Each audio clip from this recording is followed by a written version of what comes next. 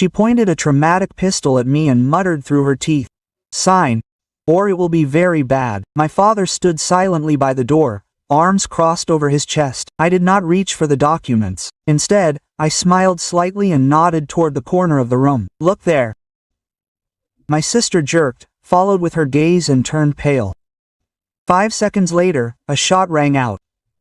That was the end of our family day. Although it all began as an ordinary dacha get-together, we rented a house in the SNT Berioska, which was underdeveloped. A typical building with peeling plaster, mismatched furniture from the 90s and an eternally leaking faucet in the bathroom. When I arrived, the table was already covered with flowered oilcloth. My mother was bustling about in the kitchen, unloading bags from the crossroads, sliced bread, a bunch of bananas, ready-made salads in plastic containers. The kind of food you buy when you want to create the appearance of caring without bothering to cook it. "Tanechka, finally!" she exclaimed with that exaggerated joy that covers up awkwardness. I was hungry from the road. My father was dragging a thermos with the air of a man who had nowhere to hurry. He nodded to me, not cold, not warm, just Dad. Then Anna appeared.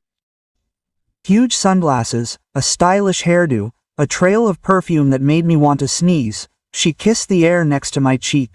I was glad that she had arrived without traffic jams. For a while, everything looked ordinary. Mom put more food on the table than the four of us could eat. Dad took a seat at the end of the table. Anna was talking about the repairs to Leningradsko Highway and the new interchange on Volokholamsko Highway. Before lunch, we decided to take a walk. Behind the site, a country road began, winding along an overgrown pond and a forest belt. Mom pointed out some flowers on the side of the road. Dad muttered about an abnormal heat, and Anna, thinking that no one was watching, was scrolling through Telegram. That walk that families go on when they don't know what to talk about with each other. I answered their questions politely, trying to keep up the tone. From the outside, we probably looked like an ordinary family on an ordinary May weekend. When Mom returned, she began to serve with redoubled zeal. The sandwiches were cut into neat triangles, Lay's chips were poured into a salad bowl, and the fruit was piled in the center of the table. "Eat, come on," quote. She pushed a plate of salad towards me. "I bet you haven't had a drop of bread since this morning." "I was having breakfast, Mom." She waved me off, but I noticed the corners of her lips twitch. She needed everything to look perfect, even if it was a lie. We took our seats, Dad at the head, Mom on my right, Anna next to me. For a while, all that was heard was the clink of cutlery and the crunch of chips. That silence you don't notice until you realize it. No one had said a word for 5 minutes. Then Anna spoke lightly, casually, as if the thought had just occurred to her. "So what have you decided about Grandpa's inheritance?" The word fell into the silence, like a stone into stagnant water. Mom buried her face in her plate. Dad took a sip of tea. My sister's gaze bored into me, too intense, too bright. I shrugged, thinking. Her smile faltered. "At least you have a choice, unlike us." Dad cleared his throat. "In a family, everything should be fair. We have to share." I took a sip of cold coffee. "We'll see." Mom immediately cut in, changing the subject. She asked about my work in IT, about the renovation of the rented apartment, but the atmosphere had already thickened. The inheritance was now sitting at the table with us, heavier than salads, louder than silence. We finished eating tensely. Anna made barbs disguised as jokes. Dad was mostly silent. Mom kept shoving sliced fruit at me. Then, after a pause that made the air thick, Anna pushed the plate away and smiled. "Come with us. We want to show you something." Quote. He was light, but something inside me squeezed. Dad stood up, the chair creaked against the polyoleuum. He did not look me in the eye. They led me through the corridor into the far room. Bare walls, a chipboard table, 2 chairs and a stack of papers in the middle. "This will make everything easier," Anna said, pushing the documents towards her. Dad stood by the door, blocking the exit. He was silent. I sat down and took the first sheet. Legal wording swam before my eyes. The second sheet. The third. My breathing slowed. It was a renunciation of the inheritance. Complete and unconditional. In favor of the remaining heirs. Not a penny for me, everything for them. I chuckled. "Are you serious? Do you think I'll sign this?" Anna didn't even blink. Grandpa would like the family not to quarrel. True, He sent you an SMS from the other world. Dad's voice sounded harsh. Don't be smart. Sign, I'm not being smart, Dad. This is common sense. You are trying to rob me with a printer and a pen. Anna's face went blotchy. You don't deserve it. You didn't even visit him. Maybe I don't deserve it, but I won't sign it. Anna stood up abruptly. Will you sign it? No, the word hung between us. Father's eyes were judging. You'll regret it. I looked at him calmly. I already regretted coming. And then Anna reached into her bag. She took out a gun. The room became so quiet that you could hear Mom rattling the dishes in the kitchen. Anna pointed the barrel at me. Sign, or it will be bad. Father froze at the door. His silence was more eloquent than any words. I carefully put the pen down. No, the air thickened, pressing on my eardrums. I smiled slightly and nodded toward the corner. Look there. She twitched. Father followed her gaze. They were staring at the black hemisphere under the ceiling. Anna's face turned white. What? What is this? Camera. Smile, I said. You are being filmed. She turned to me, then back to the lens. Panic splashed in her eyes. It can't be. The gun trembled in her hands. She raised it to the camera. Her voice broke. Turn this crap off. I can't. Everything is written in a cloud. Her gaze darted between me and the camera. In desperation, she pulled the trigger. The crash hit my ears. In the kitchen, Mom screamed, dropped something. The camera stayed in place. The red light was still blinking. Anna's eyes widened. I sat motionless, outwardly calm. Inside, everything was squeezed into a tight knot. The camera continued to film with an unblinking electronic eye. To understand how we got to the trauma room and the camera, you have to rewind a little. I grew up as the middle child, and that's already a diagnosis. Not the eldest pride of the family, not the youngest favorite by default, the average one, lost in between. That's why I made noise. That was my role. If I couldn't get attention by behaving well, I did it by behaving badly. I was the kid who climbed fences, ran away from home at night, jumped off the roof of the barn with an umbrella to see if it worked as a parachute. It wasn't that I wanted to hurt myself. I just liked the adrenaline. I liked doing things I shouldn't. Ironically, those were the only moments when I felt alive, because at least then people were looking at me. If I came home covered in cuts and bruises, my mom had to put down the soap opera. If I snapped at dinner, my dad had to tear himself away from the news. That was the unspoken agreement. My parents hated me for it, but I learned early. Bad attention is better than no attention. Anna hated me especially fiercely. She was older, more responsible, and was bragged about at parent-teacher conferences. In her eyes, I was the embarrassment of the family. And I probably was. But she didn't just ignore me. She methodically reminded me how much better she was. A diploma with honors, a prestigious internship, a perfect smile for guests. And then, behind closed doors, she would twist the knife that was in the wound. Why can't you pull yourself together?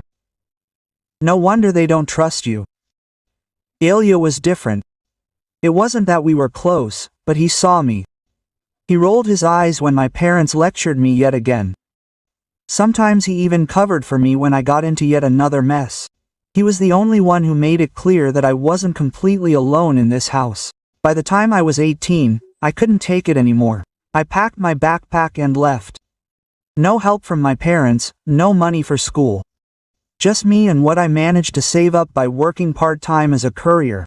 It was hard, but I preferred to survive on my own than to suffocate in their model family. The only person I missed was Grandpa Kolya. He was strikingly different from the others. If my parents were obsessed with status and the opinions of their neighbors, then my grandfather couldn't care less. He wore the same shabby jacket for years. He fixed his shoes until they fell apart. He came to birthday parties with a card from a kiosk at the metro and a handshake from a mechanic covered in oil and calluses. Mom hissed, "He looks like a bum."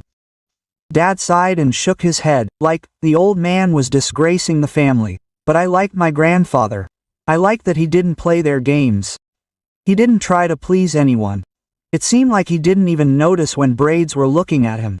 He told me stories about his work, about the cities where he lived, about the people he met. Nothing glamorous, but real. And I wanted real. Sometimes, when we went to a cafe or a local cafeteria, I paid for him. I thought my grandfather had no money. He smiled as if he knew something that I didn't. From time to time he would say phrases that would get stuck in my head. Even if I had millions, I would live exactly the same way. Because as soon as people find out about money, they stop seeing you. They only see what they can grab. I thought he was joking. Well, Grandpa, an old eccentric. He lived to be 96. When he died, it wasn't a shock, but it still hurt. He was the only one in the family who saw me as a person. So when we were called to the notary to read the will, I didn't expect anything special. No one did. Grandpa was a married man, everyone knew. My parents went because they were supposed to. Anna out of curiosity. Ilya because they made him. The notary's office was located in an old building with peeling plaster.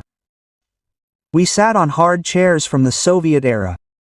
The office smelled of dust and instant coffee. Anna leaned towards Ilya and whispered, "What do you think we'll get?" His torn pants. Quote. Dad chuckled, "More likely socks. The ones with holes." Mom shook her head. "Probably some junk he couldn't throw out." I sat silently, biting the inside of my lip. They'd been torturing him for years and now they're still doing it even after his death. The notary came in with a folder, cleared her throat and began to read. Nikolai Petrovich had expressed his last will and testament in this will. No one moved forward. Anna looked at her manicure. Mom fidgeted in her chair. Dad sighed. Then the notary said my name, all property bequeathed to granddaughter Tatiana. The room froze. Anna blinked, then she lost her desire. What? His collection of Soviet mugs. Dad frowned. What exactly had he left her? The notary adjusted her glasses, all property. Complete silence. The ticking of the wall clock could be heard. Anna grinned. That's it. How much is that? A couple thousand rubles. The notary looked at the documents. The total property value was approximately 65 million rubles. The words hung in the air like a bad joke that no one dared comment on. Mom gasped. Dad straightened up. Anna shook her head. That was impossible. He had nothing. He wore the same shirt for 10 years. Nikolai Petrovich invested, the notary explained calmly. For decades. Small amounts, but steadily. Deposits in Sberbank, federal loan bonds, shares of large companies, plus a one-room apartment in Moscow for rent. All this had turned into significant capital over the years. Dad's face turned red. That was outrageous. I am his son. This money should go to me. Mom nodded, or to us, the family, and not just her. Anna's voice became lucky. She didn't deserve it. She had never done anything for him. I sat with my hands folded in my lap. The bullets were pounding in my temples. For the first time in my life, they were all looking at me. Not through me, not past me, but at me. I shrugged. Apparently, my grandfather thought differently. That's when their gazes became scorching. Anna's rage, my father's mistrust, my mother's disappointment. All my life, I had craved their attention. I never thought I'd get it like this. The notary continued to explain the details, the deadlines for inheritance. I barely listened. All I heard was the deafening silence around me, full of shock and anger. They had laughed at my grandfather for years for being a beggar, and the man they despised had left a fortune. And all to me. At that moment, I realized this was only the beginning. The roar of the shot still hung in the air. No one moved. Anna looked at the camera, expecting it to fall, but the dome remained in place. The red light continued to blink steadily, mockingly. Father's mouth opened slightly, as if he wanted to say something but forgot how. Why didn't it break?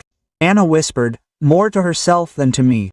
I remained silent. Sometimes silence is more eloquent than any explanation. Her hand shook. A second shot. The ceiling light swung. The air shook. The camera did not move. She lowered the gun, breathing heavily. What the hell? What's wrong with this thing? A lot, I said. But not what you think. At that moment, footsteps were heard, heavy and measured. The door swung open.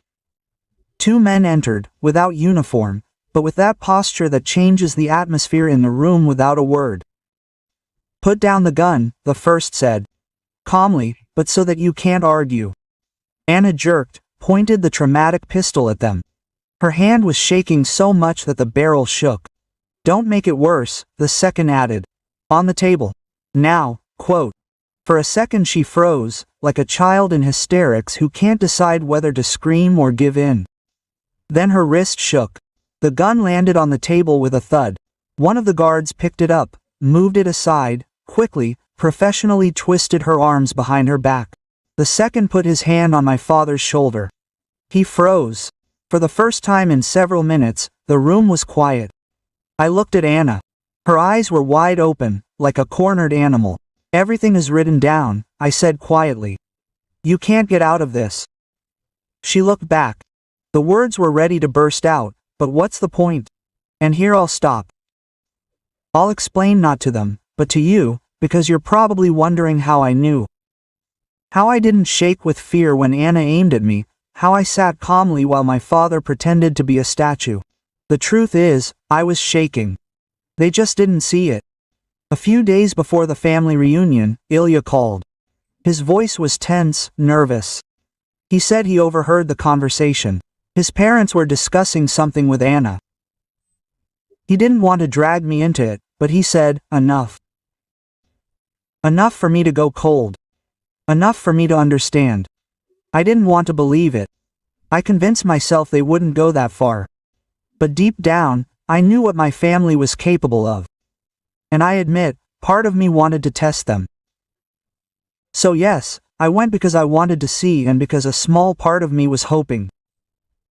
What if I'm wrong? What if they just once behaved like normal people? Maybe we'd eat mom's sandwiches, have a fight about something stupid, and then go our separate ways? If they'd shown me even a drop of humanity, maybe I'd have shared. Maybe, but I wasn't going to risk my life for that chance, so I hired professionals. Not the police, a licensed reporter. Two guys who knew their stuff talked me out of going, saying, it's reckless, not worth it. I said, I'll go anyway. They agreed to cover for us. They came early, checked the house, installed hidden cameras. The owner of the dacha agreed. Everything was legal. While we were walking along the pond, they looked through every corner, found the gun, and didn't take it. They didn't have to. They just made it so it wouldn't go off, like Anna expected. When she pulled the trigger, there was just a bang and smoke. Then they waited outside, ready to intervene, listening, watching. So there is no luck, no miracle, no fate. Everything was planned. Every second, and they were the ones trapped, not me. The process dragged on for months, as always in such cases. Hearings, papers, lawyers arguing over wording that I barely understood. Finally, it was over. The inheritance issue was resolved. I am the sole heir. Every penny is mine. Hearing this in court, I did not feel triumphant. A strange feeling, as if the ground had gone out from under my feet, and I am still trying to find my balance. I waited so long for someone to take it away. Now there is no one to take it away. Criminal cases against the family were going on in parallel with the inheritance. Anna was tried first.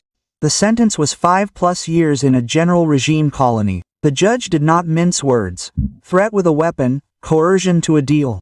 She tried to cry. Too late. Father is next.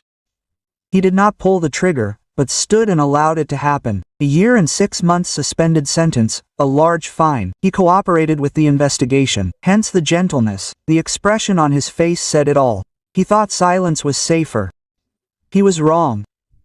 Mom was the last one to keep a low profile, confident that it would protect him.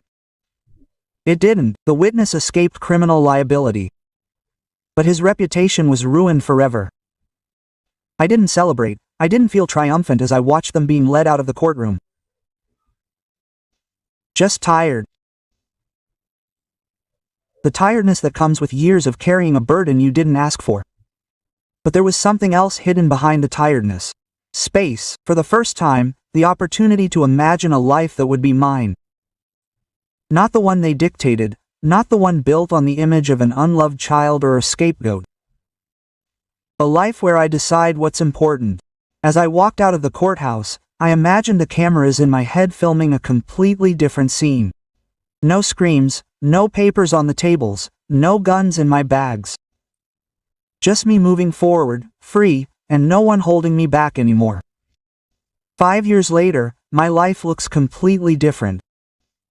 After the trials, after the money became mine for good, I did what seemed impossible in my youth. I started my own family, got married.